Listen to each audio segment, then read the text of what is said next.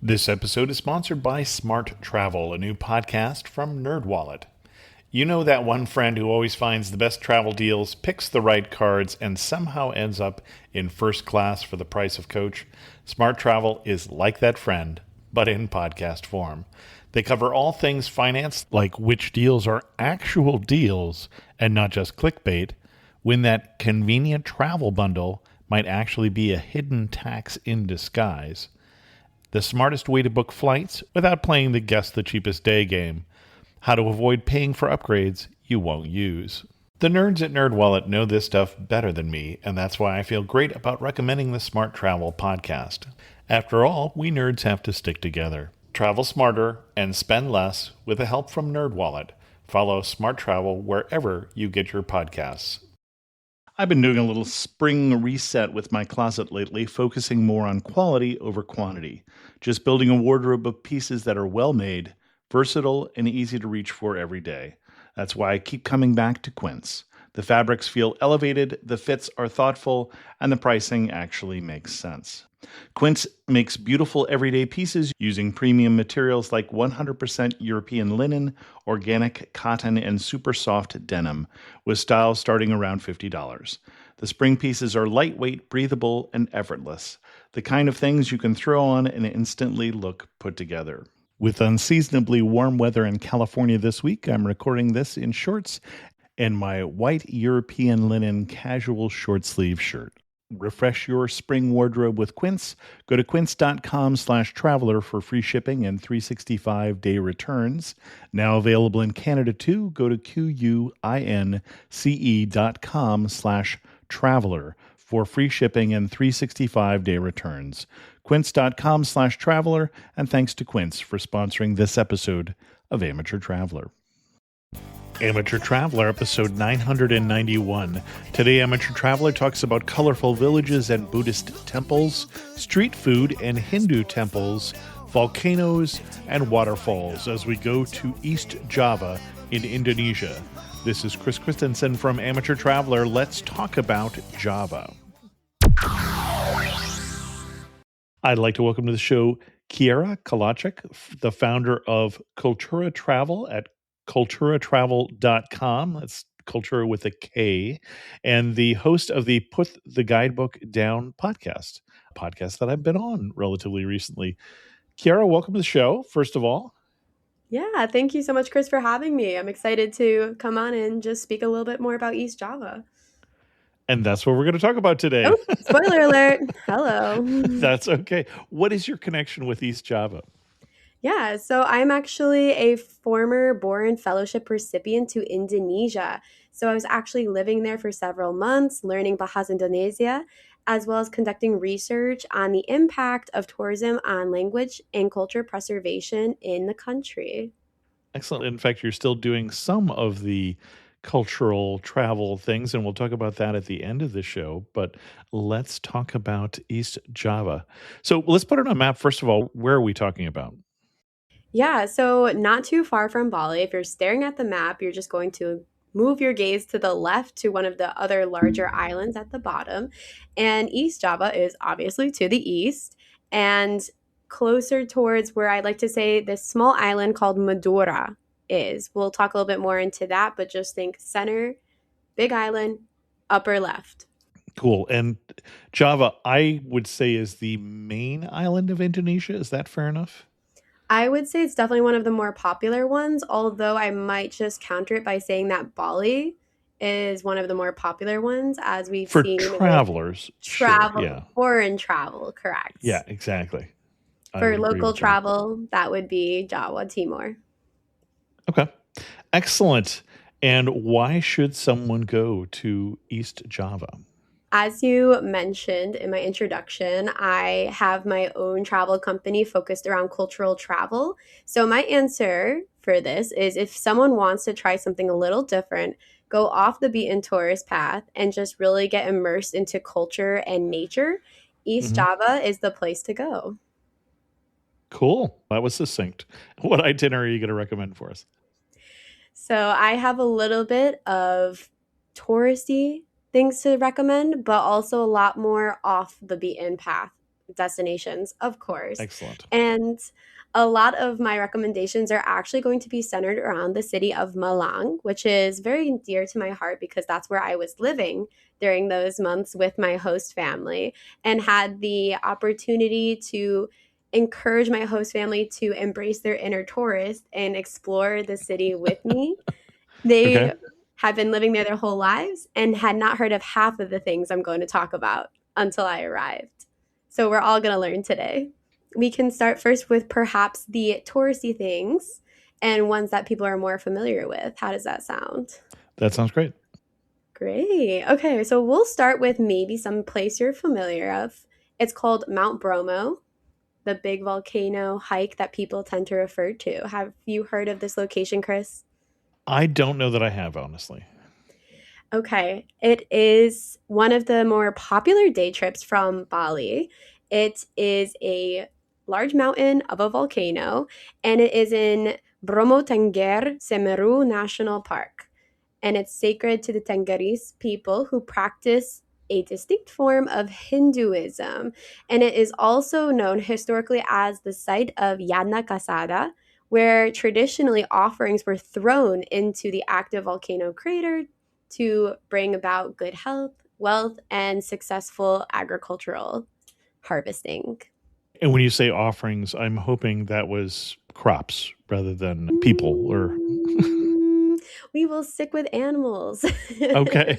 as their offering. Now, as curious as I am about the history about it, I had to ask the tour guide that I went with about if this is still practiced today. And Yeah. recently, no. So anyone who may be wondering, are they still throwing things into the volcano? The answer is no. Let's clear that up right now. But it's most popular for a sunrise destination.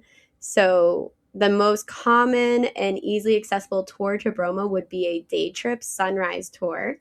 And that is also what I did when I went to visit it. And you asked me if I'd heard about it, and I told you no, and the correct answer should have been yes. I've just forgotten. We've talked about it on the show before in the other episode we did on Java. No worries. There's a lot of episodes. People have a lot of different stories and places to visit, so I totally understand. But I'm glad to talk about it again. And I even have a fun little story for those who are curious in visiting that I can share. Okay. So, one of the things to look out for and when you go about organizing it is the communication with your tour guide who's going to arrange your pickup and transportation. Now, I'm usually the travel planner of my group. Gee, I wonder why. It's almost like I'm a travel planner for work. Anyways, I let her plan this one out, and she arranged our pickup, which for those of you who are not early morning risers, you definitely want to take the time to do so because your guide will pick you up around 4 a.m. to start the trek. And the cars that are bringing you to the mountain are some older versions of Jeeps with little to no seating, and expect a bumpy ride. Okay. So if you thought you were going to use the opportunity to take a little snooze before the sunrise, you are unfortunately very wrong. You will have a very fun, entertaining ride that will definitely keep you awake and maybe energized until you reach the top of the lookout point, at which point you have to wait for several hours until the sun comes up. So a perfect session for bonding, talking with fellow travelers, getting coffee at the little warung on the top, and just hanging out. My best tips, though, are to bring a scarf or a mask. You won't need it at the first stop, but when you go to the next stop and have to walk across the sand dunes, which she did not tell me, you would be breathing in sand if you don't have one. Now, if you're concerned about the scarf and the mask and you happen to forget it like we did, don't you worry. There are locals that are selling scarves and masks. So you're not totally in trouble for not bringing one. But alas, stay prepared. Bring the scarf. And my favorite thing is to bring some snacks. It is a long day. A very fun day, but very long. Now, I'm seeing that the whole caldera here is quite large, like 3 miles across or something like that, with then smaller cinder cones and such inside, multiple different smaller events. What all are you doing on a typical tour? You usually have the transport Yeah, included to and from, and that takes several hours depending on where your pickup destination is. sure. Then watching the sunrise and waiting for the sunrise, usually for about an hour and a half, 2 hours. From Sunrise, the rim of the larger caldera? usually away for a Okay. scenic look. Okay. Then after the sunrise, then you go to the crater for the closer look. Got it. Okay. Yeah. And then you're there. And then after that, tour guides will usually take you in the car to drive through the sand dunes. People like to go there and take the famous car photo where you can climb on top of the car, stand on the roof, and throw some peace signs up. And then after that, just drive around and enjoy the landscapes before heading back to your drop off point. And the sand dunes are inside the larger caldera. After you get to the top of the crater, when you walk down, the whole Yep. place around you is the sand dunes. Got it. Okay. Yeah. Thank you. Yeah. So that's Bromo. Bring a scarf, pack warm clothes, bring some snacks, and just get ready for a fun, bumpy adventure. Where to next? Next. Okay. So that is staying around one of the recommended tourist locations. The next one that I'm going to give for this discussion, and it'll be my last major touristy one, is going to be the temples of Borobudur and Prambanan in Yep. central Java, which is close to Yogyakarta or Joja for people. And it is an UNESCO World Heritage Site. And I believe a lot of people are familiar with this just because of Yogyakarta itself being a destination in Java. And it's also an UNESCO heritage site. So a lot of people make this as one of their main destinations when coming into Jawa Timur. Now, Borobudur is the Buddhist temple, and then Prambanan is Hindu focused. So it shows the wide diversity and history in terms of Indonesia's religions. Historically, we've seen temples change between being Buddhist temples, Hindu, and then you'll see sometimes where you visit a blend of the two just because of the different historical periods. So this shows you how those traditions have evolved after the different empires. And I don't know. I'm familiar with both sites, but I don't know how close they are to each other. Is this a same day? Yeah, a lot of guides will do it as a day trip. Usually, the more popular one is the sunrise tour. So, usually, you'll do the sunrise tour. Again, noticing a thread here. Sunrise tours are very popular, and they should be because they're beautiful to watch. You'll usually start the day in Borobudur, watch the sunrise, and then Okay. some tours will take you directly to Prambanan, which is beautiful and deserves a lot of time to really digest and explore the sites. But some tour guides will also offer like a 3 or 4 stop package where you go to Prambanan, Borobudur's, a waterfall, and then maybe a lookout point. Okay. I'd recommend those for our checklist travelers. If you're one that likes to take in the sights, Okay. breathe, and maybe just pause, then don't do the 3 to 4 checklist travel style because that's what I did. And I think I had maybe in total an hour at Borobudur and then an hour at Prambanan. And we were literally there as it was closing to get ready for the night wayang show. So we did not have Okay. much time to actually visit 50% of the site. Okay. And these are both, I think, from the 700s, if I'm looking correctly. Yes. Built relatively close in the same time period, Interesting. but different religions. Yep. So a nice little blend and introduction to Indonesia's history and evolution of the different temples. Okay. So that was my 2 touristy recommendations. Are we ready to go off the beaten path and put the Absolutely. guidebook Absolutely. down? I had to say it. All right, we're going to move now towards Malang. Now, as I mentioned, a lot of people tend to think of Bali and don't really know about Malang, and that's because traditionally Malang is a student city. This is what it's referred to by the locals and tourists because it has over 100 universities in this one city. Wow. and you wouldn't know it because most of them are very small. Okay. So that is one of the unique factors. You see a lot of young people just walking around, hanging out because they're in classes, moving between schools, etc. But there's a lot to see within the city itself that many locals don't know.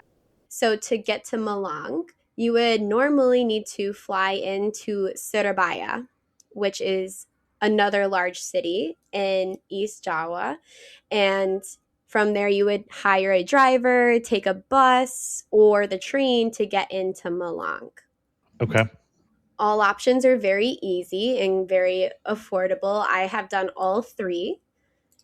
The bus was very straightforward, takes you directly to the bus station in Malang. Same with the train. The car is best if you are landing in Indonesia for the first time, maybe tired or not wanting to navigate public transportation, because we all have those moments where we just want to sit and breathe. But you just have to arrange that ahead of time. There will not be cars waiting outside to pick you up like you may experience in other airports or countries. Got it. Okay. Yeah. So once you get to Malang, you will probably get offered to go to Borobudur or Prambanan or to go on the Mount Bromo tours that we just talked about. But I'm going to ask our listeners to consider these different cultural sites and experiences that are around Malang. Now, the first one I will talk about, and one that I'm branding, is called the Temple Circuit of Malang. Okay. So within this circuit, there's about 5 different temples that you can see, all in somewhat of a connected circle when you look at a map. The first one is called Candi Badut, which is translating to Clown Temple, interestingly. Okay. And it is from the 8th century and among East Java's oldest temples. And you wouldn't know it. Why is it called the Clown Temple? I wish I knew. It's something that the locals are also confused by. I had asked my friends and they also did not have an answer. So if someone knows, please let me know. Would love to hear the story behind it. But that is the one that's closest to the city center. The next one would be Singosari Temple. It's a little bit bigger and about a 20-minute drive from the city center. And this one is linked to King Kirtanagara.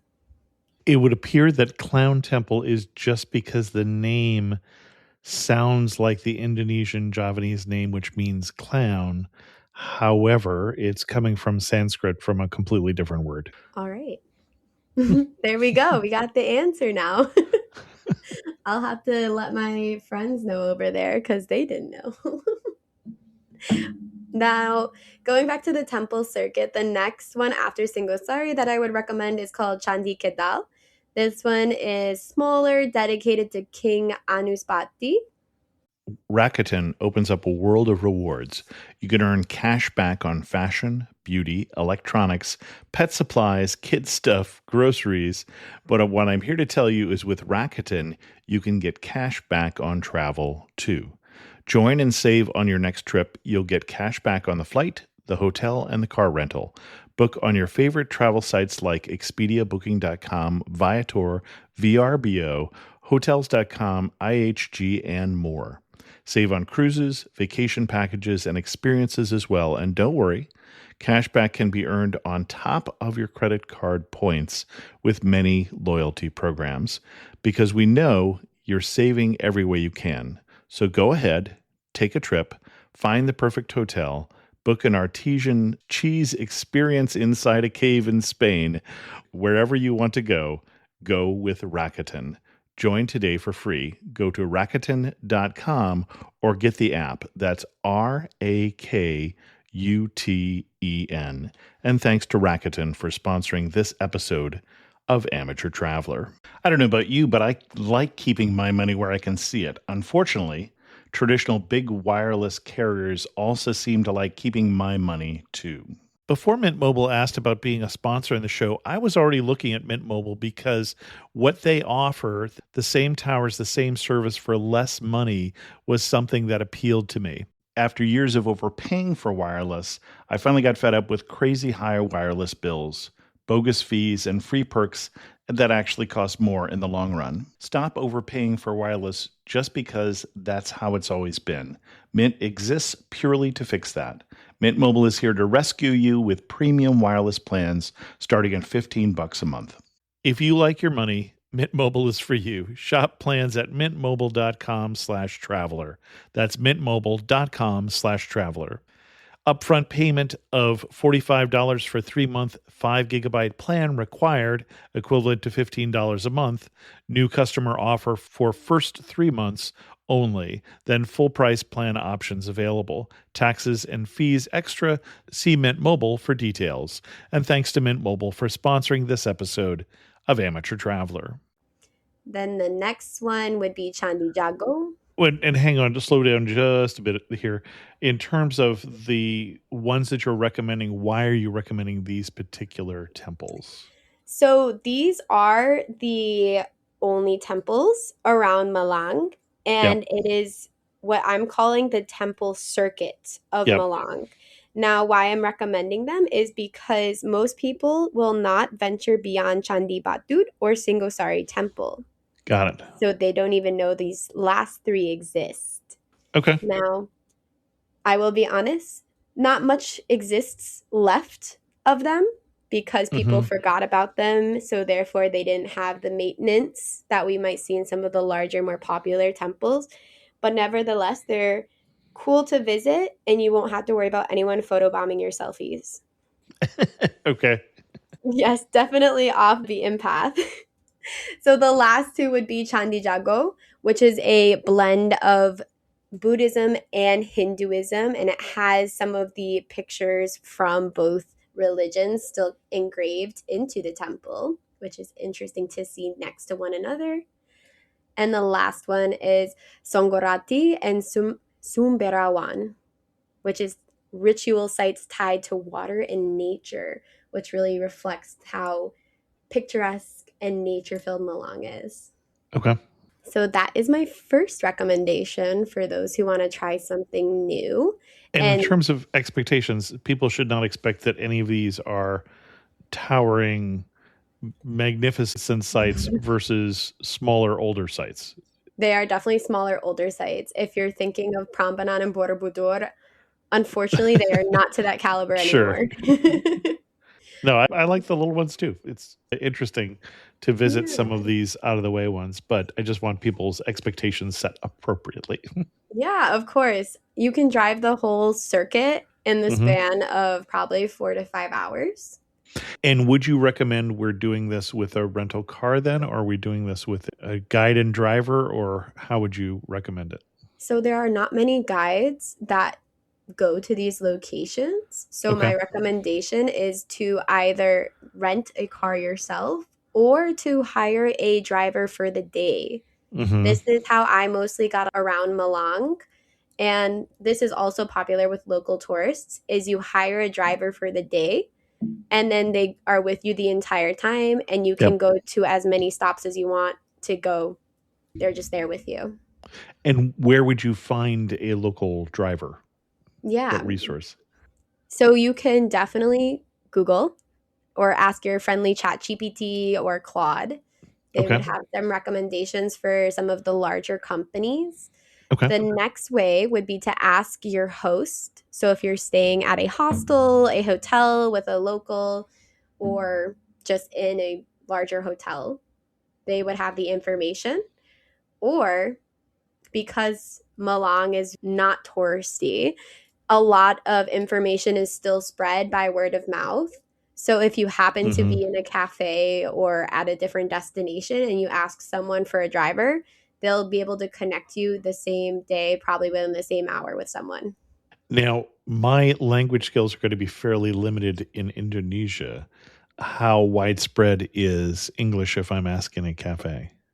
Depending where you are in the country. Yeah. So Bali, no problem. English is so widely used there from the large amount of tourists, no issue.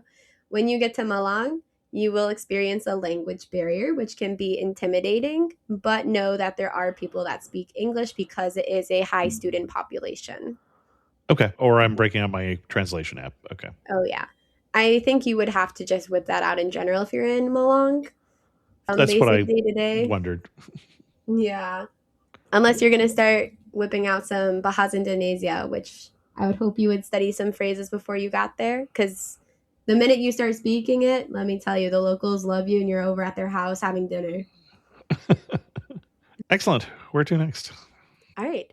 Going back into the center of Malang, we're going to visit one of the destinations that's becoming more popular on social media. I'm happy about this because it actually is due to a group of students who brainstormed at a local university on how to help a local community that was struggling financially and not in the best of conditions revitalize their neighborhood and to start attracting tourists. So, Okay. we will be visiting the colorful neighborhoods of Malang, which we have several. The most famous one is Kampung Warna-Warni or 3D, which is essentially see, I I told just know you. that I have to look up and find on Google all of the places you name, and I can see I'm going to be a little busy. Okay. I was gonna say for a hint, just look up colorful neighborhoods in Malang. That will get you where I'm explaining, but that's for people who are searching on Google Maps. This is what you have to search for. You can put in colorful neighborhoods, but most of the neighborhoods are still only in Indonesian on Google Maps. Yep. Warna-Warni or 3D is the most popular photo destination in the city of Malang now Mm-hmm. because every single building is painted a bright color. And multiple colors, it looks like. Yep, multiple. And this was the students' idea. So they essentially said, why not give some color to the neighborhood? And it worked. It was a successful community led revitalization project. And now one of the most popular visited site by foreigners and locals in the city. It is always surprising to me, and I'm one of the people who goes to places that are colorful cities because they're colorful cities, but I'm always wondering when I'm there, am I really just there to see paint? Hmm. But it is funny. It works. There was a smart idea by the students. Yeah, you are visiting it just for the paint, but Yep. you also get to meet a lot of the locals out there because they like to hang outside and try to chat with anyone who visits. And they do Interesting. have some English. And going back to your question earlier, Chris, about where to maybe get more information about drivers or maybe things to do, this is also where those people in the tourism industry like to hang out because they know Uh-huh. the tourists are going to be there. Makes sense. Yeah. So if you need a driver, if you're trying to get a day tour to Bromo, this is your place to go. Okay. But beyond the multicolored one, there's also two right next door that unfortunately don't get a lot of attention and they should. There's Kampung Biru, which is the blue one where every single building is painted different shades of blue. And then there is Kampung Puti, which is the white neighborhood. So every building is painted white. Okay. Less visited, but just as beautiful and with a lot of friendly locals that just want to chat and know why you're there. Okay. So that is one of my favorite destinations to go to in Malang.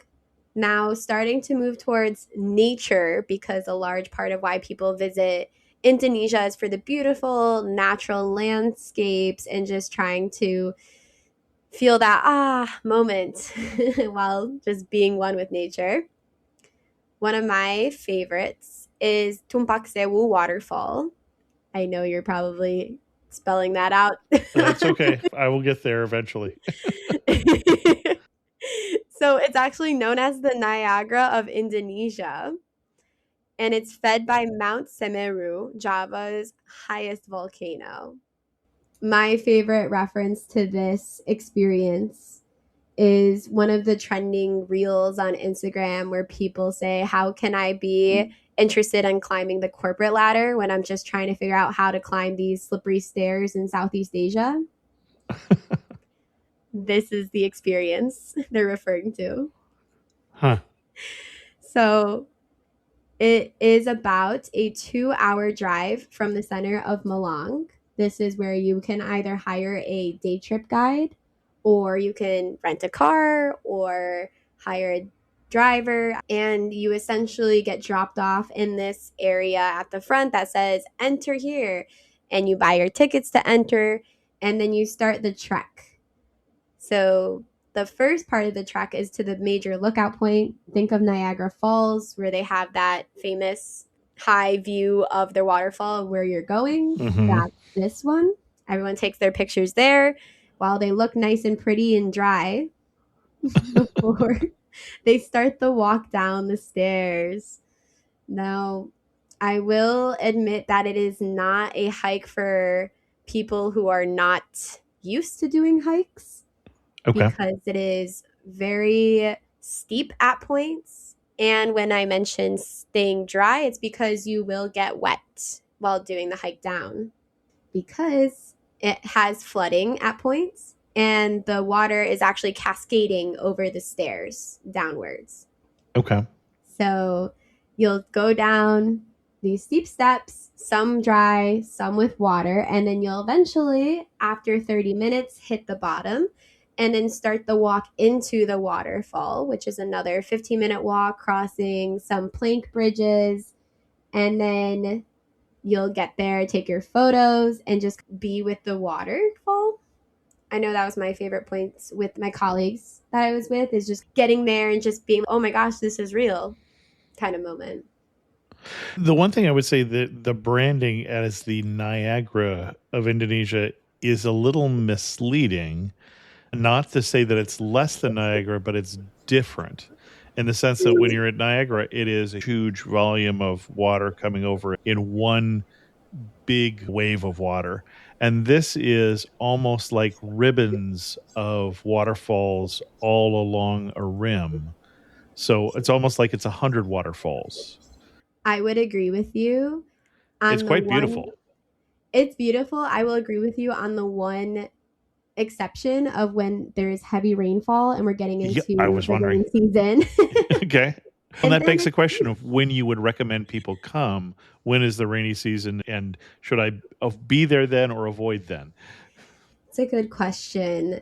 Rain season definitely starts around, it's starting to shift because of climate change, but now it's looking to be end of November through to March, and then a couple of months in the spring summer switch.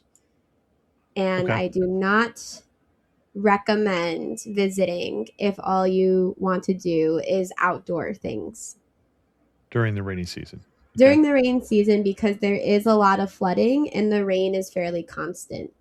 So that's my one caution. And to give an example of the flooding, now you said it may look a little bit different from Niagara Falls because of the ribbons. Mm-hmm. When it floods, it really does look more like Niagara Falls, and it's Okay. just gushing water. And unfortunately, people have been killed because of the force of the water coming through. Sure. Yeah, to me, it looks more like here in California, we have MacArthur Burney Falls, which is again 50 different small waterfalls coming out of greenery and cascading into a pool. So, again, a very beautiful, very popular place, but unique in its own nature. Yeah, I haven't been there, so I'm going to have to add that now to my list for hiking spots. The closest I can get to maybe the similar feeling and look of Tumpak Sewu without going back to Indonesia. Very cool. Yeah. So, one thing I would like to point out, though, to anyone who's planning a visit to this one location is that while you pay an entry ticket to get in, that doesn't necessarily mean you have an entry to the entire park. You will have to bring cash, because this is cash only, with you so that you can pay to enter deeper into the park and to the different locations. So you'll have to pay again to get closer to the waterfall.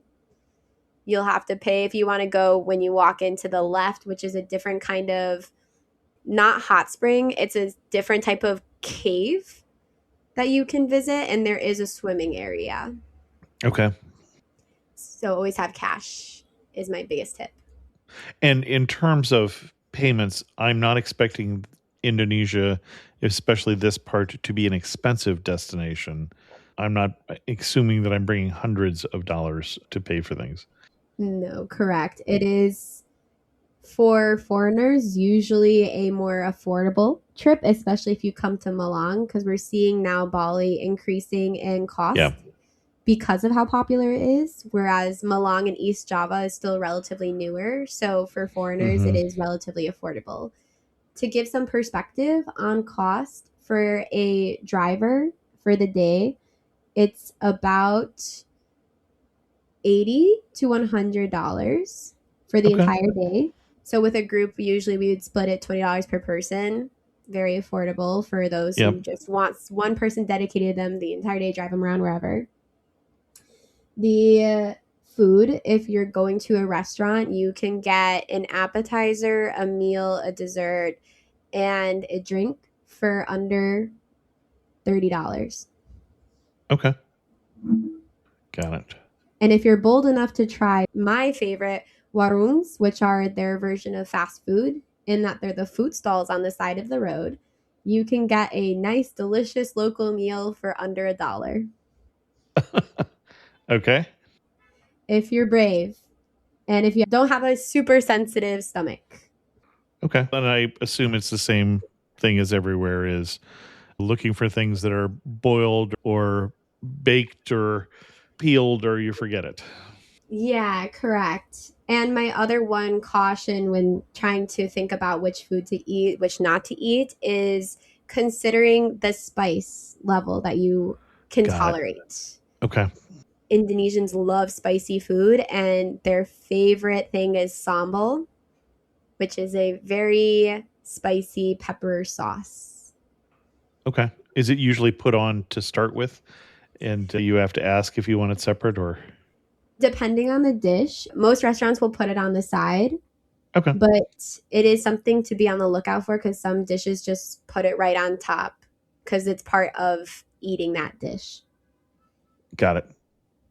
Yes, I have unfortunately had the experience of where I was too confident in my spice intake. Been there, done And that. yeah, and my host family still to this day loves to bring it up when they have the opportunity. And they have these different spice levels if you're going to the side of the road stand kind of things where they'll say 1, 2, 3, 4, or 5. Hmm. Let's just say 3 was not a good option for me, and I can eat pretty much any spicy food. Got So it. yes, stick to 1 and 2, my fellow foreigners. Okay.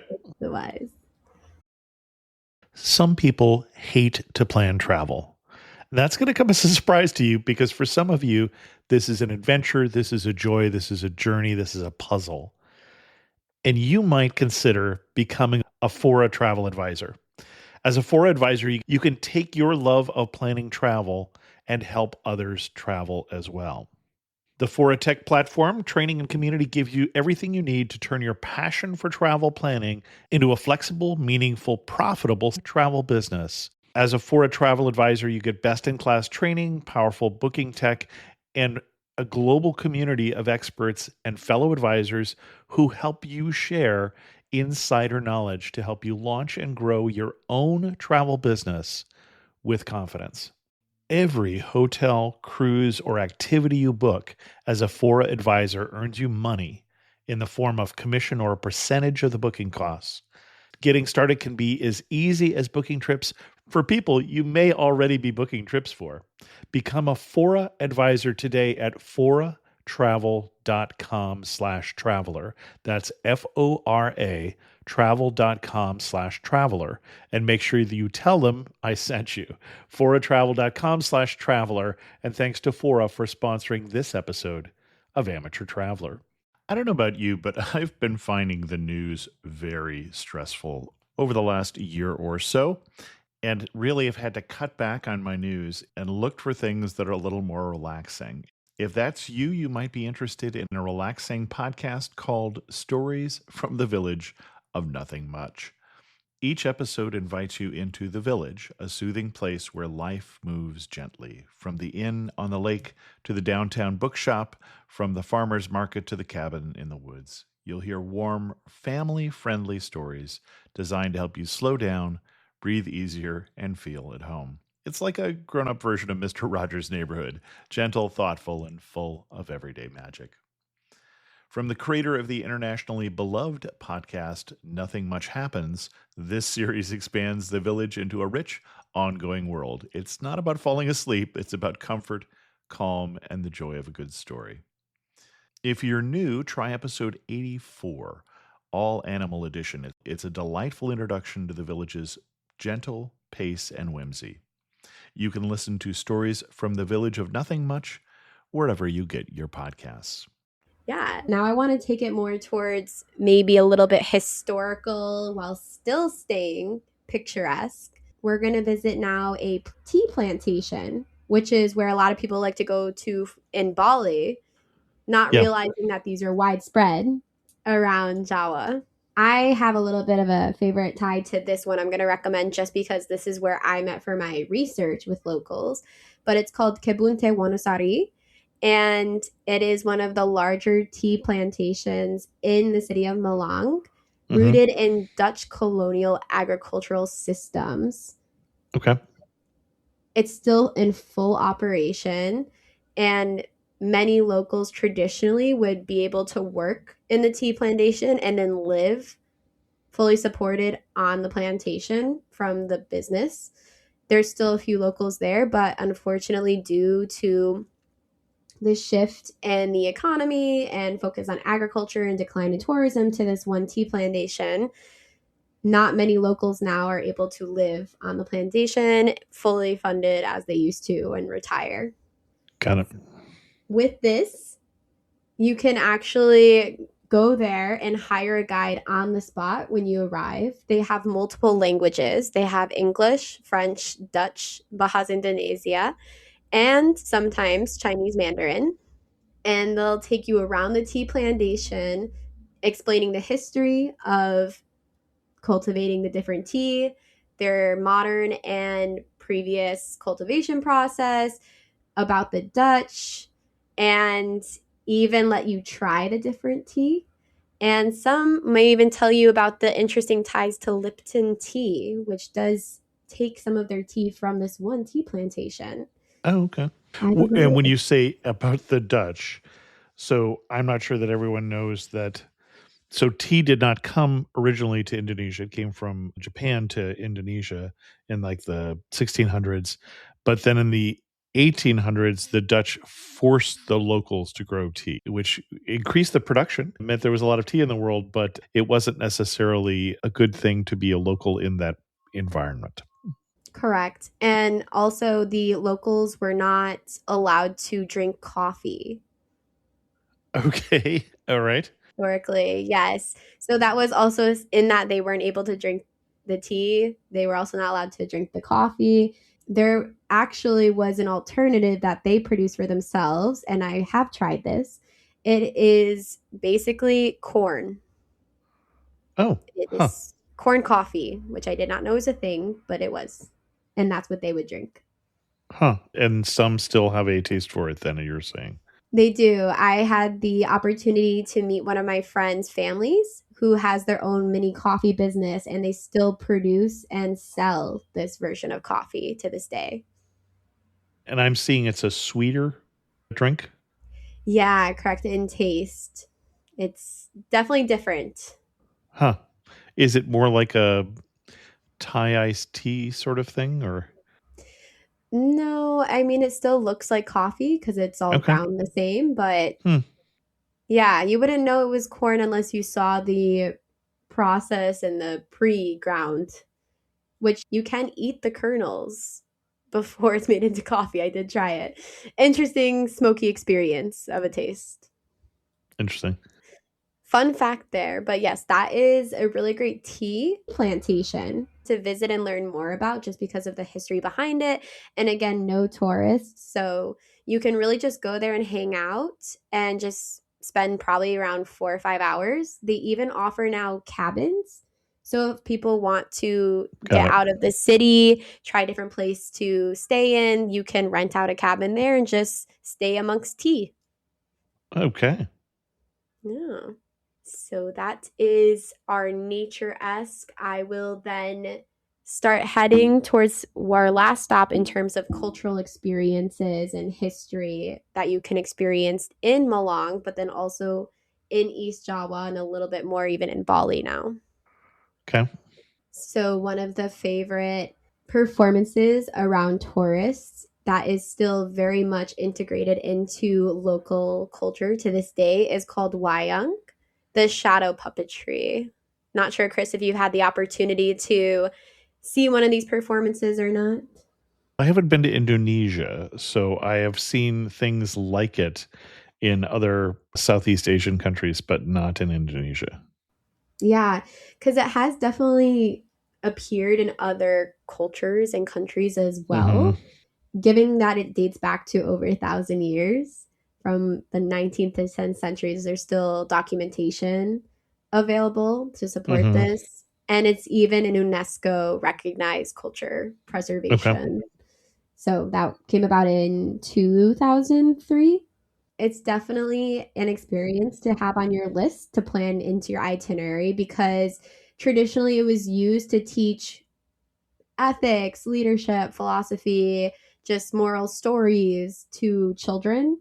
But it historically functioned as mass communication before we had our phones, computers, etc. And what's interesting to me and something that I learned was that these performances that tourists go to are usually only an hour long, but traditional performances in the past would go from 6 to 8 hours long in length. Talk Okay. about shortened attention spans. I don't know about you, Chris. I think maybe one time in my life I could sit through a 6 to 8 hour performance, but now I don't know. What about you? It would depend on the performance, I'm sure, but It's definitely not meant for today's shorting attention spans for mm, TikTok doom scrolling. But you can still see these performances to this day at the shortened level. So they have the highlights and one of the main dialogues. You can see it, as I mentioned earlier, at the Prambanan temple as a sunset show. So they actually do the performance in front of the temple, which is an incredible view just to take in being where you are in the surroundings. But you mhm. can see this in different theaters, local performance houses, etc. And there's the versions with the shadows puppets, or there's the ones where actual people are doing the dances and performances and they wear these masks because traditionally you're not supposed to see the performer's face Yeah, and emotion. Yeah. And of course, with those comes the gamelan music. got it. Yeah. Interesting. Gamelan in itself also can be a long performance. If you do the Wyong, I can say you don't need to go to a gamelan specific only performance unless you're really into gamelan, which I am. I like gamelan. So I'm one of those people that could do both. But for people who maybe just want to do two experiences at once, just go to a Wyong performance and just take it in.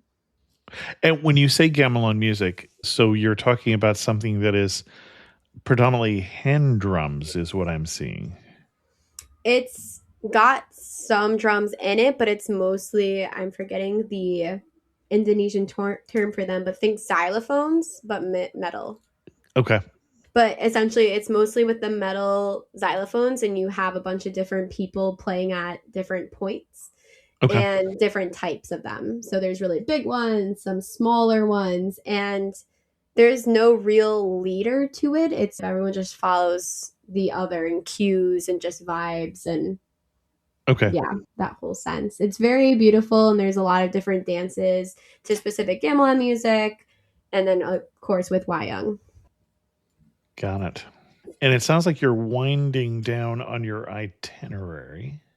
I am. I have so many recommendations, but realizing we talk about 6 to 8 hour performance, I could keep going on, guys. We could talk about Madura, we could talk about Surabaya, we could go back to Joja, but I think you guys just want to jump on one itinerary first, and let's stick That's with okay. Malang for that. So before we get to some of our wrap up questions, anything else we need to know before we go to this part of Indonesia? I think one thing I would definitely encourage you to do before arriving is to download the app Gojek. That's Gojek. That's going to be your number one taxi app. And then Okay. also food delivery. So if Got you it.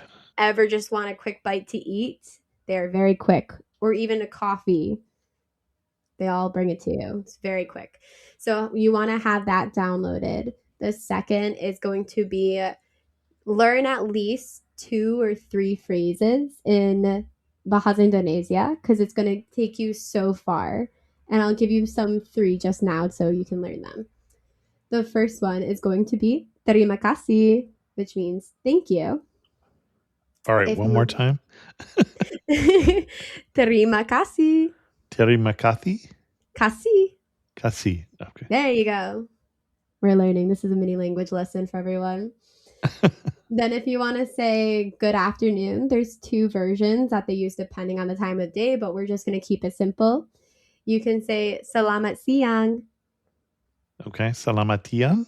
Siang. Siang. Yes. There we go. See? We're doing language, Chris. You're going to be fluent by the end of the episode. No, I'm joking. So that's 2. That means good afternoon. And then if we want to say please, we can say tolong. Polong. Yep, correct. So that's please. So there you go. You got good afternoon, thank you, and please. You were talking about that this part of the island was close to Bali. I didn't realize how close they were, that it was less than a mile between the 2 islands.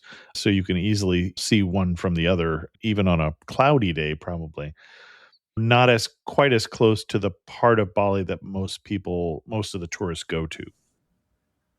Correct. Yeah, but you could still, a lot of tour agencies arrange couple day trips from Mm-hmm. Bali to Malang just for these 2 destinations that I mentioned in the beginning of Mm-hmm. Mount Bromo, Borobudur and Prambanan because that's again the major touristy sites.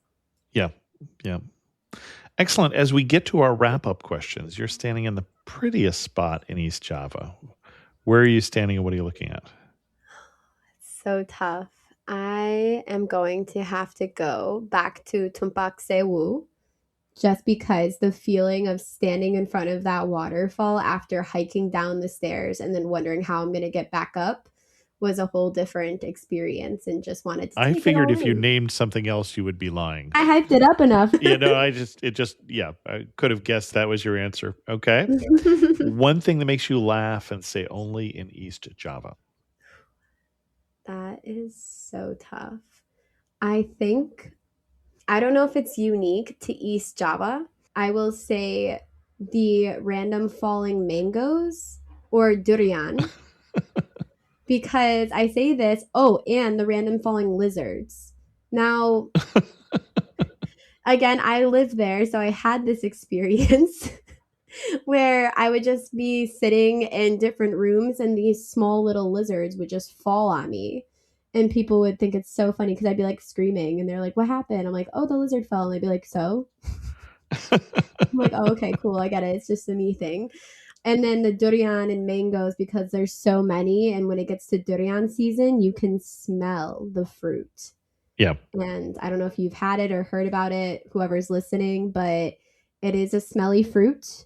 Yep. Talk about things to try when you go to Indonesia. You either love it or you hate it. There's no in between. Excellent. And if you had to summarize East Java in just 3 words, what 3 words would you choose? I would say colorful, diverse, and friendly Excellent. because how colorful the clothing and Mhm. buildings are. Friendly because the people, especially when you're going to beyond Bali, they're just so warm and welcoming, which is a part of Javanese culture. And you just feel like you're getting handed a warm cup of tea. And diverse because of linguistic diversity. There's over 500 different languages prevalent amongst Indonesia. So Oh, wow. That many. Yeah. Excellent. Our guest again has been Kiara Kolaczyk, the founder of Kultura Travel. So tell us a little more about Kultura Travel. Yeah, so this is an immersive cultural travel app that essentially helps bring travelers off the beaten path into more local experiences. Mm-hmm. So we work with only local tour providers who do multi day or day operations or even just cultural experiences to take you into the day to day of a local to really understand the culture, form deeper relations so that when you leave with more knowledge, maybe changed in a positive way from the person that you arrived in. And to me, when I look back on anything in cultural travel, I know that's where I made more friends and that's where I had Mm, more memories because it wasn't just a photo tour or checklist travel. It was traveling with more meaning. excellent. And then also we mentioned the Put the Guidebook Down podcast, which you probably have already guessed, focuses on more cultural off the beaten path travel. Yep. We like to challenge the travel industry to go a little bit more deeper and answer these questions amongst what it means to be in the middle after you've lived abroad and you come back and you realize you're not the same person, or maybe how identity changes as you move through places, and just how we can look at travel differently than through the tourism scope. Excellent. Kiara, thanks so much for coming on Amateur Traveler and sharing with us your obvious love for East Java in Indonesia. Thank you so much, Chris, for having me. And I hope anyone who listens feels inspired to go check it out. And just remember IO, which means let's go. This episode is brought to you by Fandango. People say fans are too distracted these days. But the truth is, when a great movie hits the screen, you show up. You stay glued, invested, part of the story. And without fans like you, there'd be no cinema magic, no shared moments. So head to Fandango.com to get tickets, stream, or rent or buy top movies and series. Fandango loves fans. Right now at the Home Depot, shop Spring Black Friday savings and get up to 40% off, plus up to $500 off select appliances from top brands like Samsung. Get a fridge with 0 clearance hinges, so the doors open fully even in tighter spaces in your kitchen. And laundry that saves you time, like an all-in-one washer-dryer that can run a full load in just 68 minutes. Shop Spring Black Friday savings, plus get free delivery on appliance purchases of $998 or more at the Home Depot. Offer valid April 9th through April 29th, U.S. only. See store online for details. Special thanks to the patrons of the show who help support Amateur Traveler financially. If you're interested in learning more about what you get or why you should become a patron of the show, go to patreon.com/amateurtraveler. I had a couple comments this week on Spotify, one from Brittany, who responded to the Central America episode. Just returned from Central America last week. Loved Guatemala. Seriously underrated place. And I agree with Brittany. And I also heard from Satan's niece, which concerns me, just what the family reunions are like, who said, where are the show notes? So this is a question I answer periodically, but one is, as I mentioned on the show, everything for all the shows can be found at amateurtraveler.com. So if you just Google, for instance, episode 991, /amateurtraveler.com, you will find the show notes for this episode. In addition, depending on where you are listening to the podcast, I attach the information from the show notes to the lyrics of the episode. So if you're in a podcast player that can show you the lyrics, then you can also find it that way. And I'm sure I'll answer this question again in the future. Don't forget to go over to amateurtraveler.com/trips and vote on where the Amateur Traveler group trip will be in 2027. And with that, we're going to end this episode of the show. If you have any questions, send an email to chris2x@gmail.com, or better yet, leave a comment on the show notes at amateurtraveler.com. And as always, thanks so much for listening.